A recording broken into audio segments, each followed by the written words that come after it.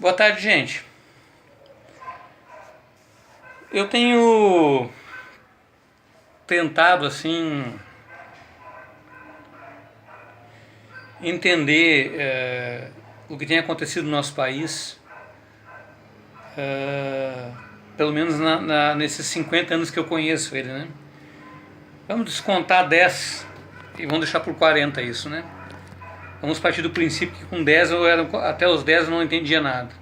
Mas ah, eu gostaria só de convidar e de repente até desafiar os meus amigos, todos os meus amigos do Face, que de alguma forma são gestores. Todos os meus amigos do Face são gestores. Ou gestores em empresas, ou gestores da sua casa, que tem que gerir as suas contas, os seus gastos, as suas arrecadações, as suas receitas e despesas.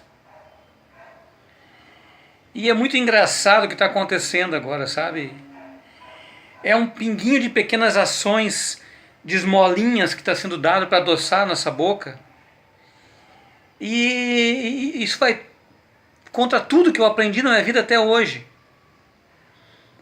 Eu aprendi o seguinte, e talvez alguns desses meus amigos tenham me ensinado dessa forma.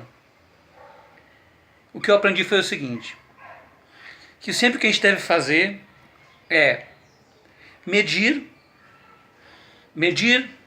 as perdas, auditar e medir. Depois que você mede, você tem ali o que são suas principais perdas, e daí você vai atacar aquelas que realmente são relevantes. Então eu fico me perguntando, esse nosso gênio, porque agora Paulo Guedes virou um gênio, é um gênio que estava não sei aonde, não sei fazendo o quê, também não estou preocupado com a formação dele, e que vem agora com milhares de soluções para o nosso país. Mas eu me pergunto, esse gênio que é para ser o gestor, cadê o levantamento? Cadê os números? Por que os números não são trazidos a público? Por que o senhor Paulo Guedes, que é esse gênio que todo mundo está defendendo e multiplicando as ações milagrosas dele, por que os números do país não vêm a público? Afinal, quanto se arrecada? Quanto se gasta? Quanto se paga de juros de dívida? Afinal, quais são os números? Afinal, aonde é o rombo do país? Por que esses caras não trazem esses números a público? Então os meus amigos estão defendendo com unhas e dentes esse gênio da economia. Me digam isso, gente. Porque isso vai contra tudo que eu aprendi na minha vida. Onde são as principais perdas do nosso país? Quanto custa a máquina pública do país hoje? Vereador, deputado estadual, deputado federal, senador, deputado... Assim, quanto custa isso para o país hoje? Quanto custa a máquina pública, os grandes salários, o judiciário, quanto custa isso para o país? Aonde é o furo da bala? Quem vai trazer isso a público? Porque eu também aprendi, talvez alguns amigos que estão no meu Face, talvez eu tenha aprendido com eles, que a gente mede as maiores perdas, certo? E a gente fecha o ralo. A gente elimina sempre, primeiro, as maiores perdas. Alguém realmente quer me convencer que a Previdência é a maior perda? Você que está divulgando tanta coisa, tanto decretinho, você acredita mesmo nisso?